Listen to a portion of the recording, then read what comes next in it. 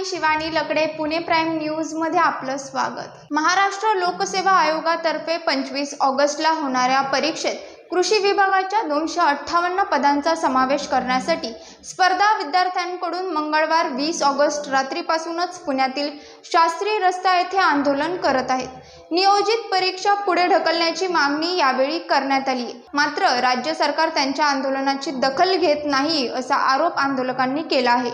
राष्ट्रवादी काँग्रेस शरद पवार गटाच्या खासदार सुप्रिया सुळे यांनी आज बुधवारी 21 ऑगस्टला दुपारी आंदोलनस्थळी जाऊन आंदोलक विद्यार्थ्यांची भेट घेतली।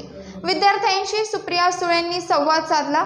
या प्रकरणी मुख्यमंत्री व उपमुख्यमंत्र्यांसोबत आजच मुंबईत जाऊन चर्चा करणार असे आश्वासन खासदार सुप्रिया सुळे यांनी विद्यार्थ्यांना दिले आहे। आज आम्ही सगळे तुमच्या बरोबर ताकदीने उभे आहोत, एक आई आणि मोठी बहीण म्हणून। 8 दिवस आम्ही सगळ्या लायब्ररी फिरतोय, कुणीच दखल घ्यायला तयार नाही। आम्ही सगळ्यांना सांगितलं होतं की परीक्षा पुढे आली की असंच म्हणणार की आलो आमची। कुणाला भेटला? आम्ही सगळ्या आमदारांना भेटलो, सगळ्या पक्षातल्या असेल, विरोधी पक्षातले सत्ताधारी असतील सगळ्यांना।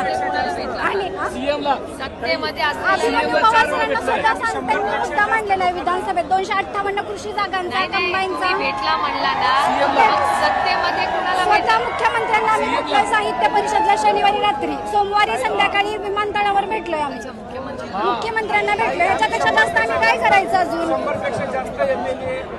अजूनही 7000 मुलांचा क्लर्कचा निकाल लागलेला नाही, त्याचाही लवकरात लवकर निकाल द्या। आणि आज 5 वाजता तुमच्या बरोबर बसण्यासाठी रोहित पवार आज इथे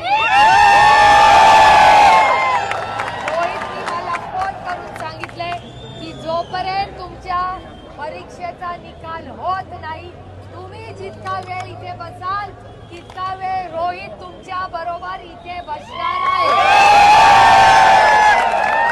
तुमचा हा लढा पाहत रहा पुणे प्राईम न्यूज। धन्यवाद।